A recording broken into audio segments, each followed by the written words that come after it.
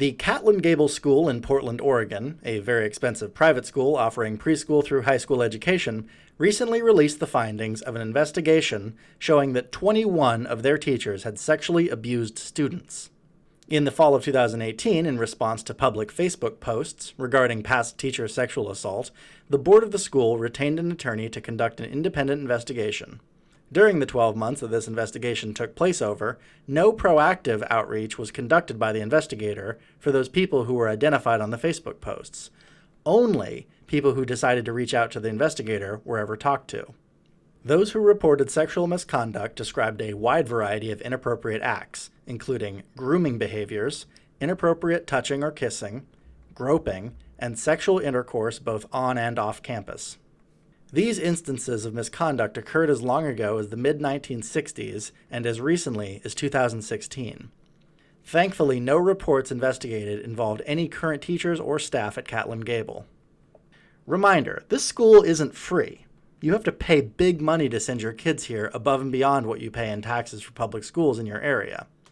A year here of just preschool is almost $30,000. The report goes on to describe the process they used to determine whether they should publicize the names of the alleged perpetrators.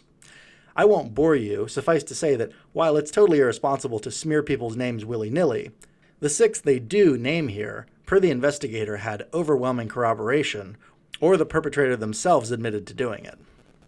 Richard Shoemaker taught at Catlin Gable from 1964 through 2001. In the 1970s, Shoemaker reportedly molested an upper school student at his home. He touched her genitalia and made her touch his. The student was at the Shoemaker residence for a sleepover with one of the Shoemaker children, a Catlin Gable classmate.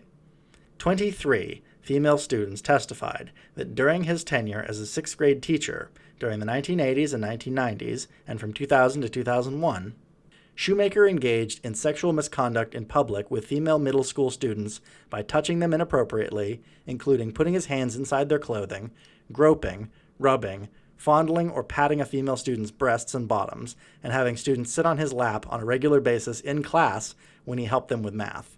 Multiple students reported to the investigator that Shoemaker's inappropriate conduct was not a secret among middle school students, some of whom referred to him as touchy-feely Shu. Robert Ashe, taught from 1967 through 1995, in the 1970s took a female student to an all-male drinking event, became inebriated, and tried to kiss the student on the way home in the back seat of a car. In the 1970s, he attempted to have sexual intercourse with a student on a trip abroad. Mark Peterson was employed by Catlin Gable from 1975 to 1997. As a 5th grade teacher, in the 1970s, Peterson engaged in sexual misconduct with a female student during her 12th grade year. Her parents invited Peterson to their home, where he went on a walk with the student and hugged and kissed her. After that, Peterson and the student would meet up to play sports. He invited her to his apartment when his wife was not home. While there, he asked her questions of a sexual nature, had her touch his penis. He wanted to have sex, but she did not, so they refrained. Peterson later returned to her family home a second time and kissed her when they were out of the view of her parents. The conduct was not reported to Catlin Gable at the time. When contacted by the investigator, Peterson confirmed that he had engaged in the reported conduct. He stated that the conduct happened when he was, quote, young and stupid, and he regretted his actions. Stephen Richmond was employed by Catlin Gable from 1973 to 1982, where he taught theater, theater tech, and shop. Richmond allegedly groomed a middle school student who was struggling socially.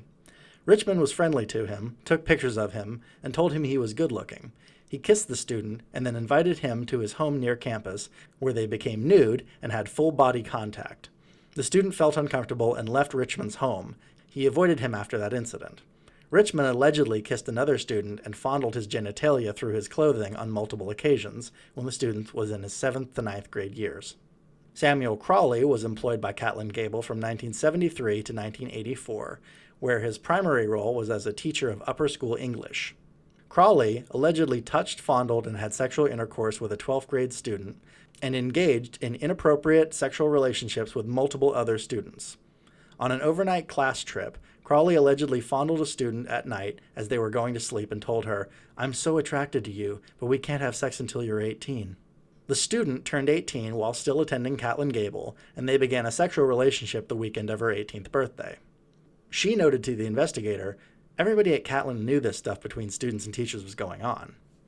After she graduated, she moved away, but was within driving distance. Crawley allegedly began visiting her and started buying her alcohol. And lastly, Deontay Huff was employed part-time by Catlin Gable from 2010 to 2013. He taught phys ed and coached middle school volleyball, basketball, and track. He reportedly engaged in sexual contact with an upper school student at his off-campus apartment. Huff ultimately pled guilty to 1 count of sexual abuse and luring a minor and was sentenced to 18 months in prison.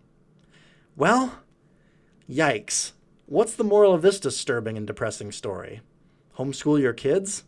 Or at least don't assume that paying top dollar for your kids' education means they won't be diddled.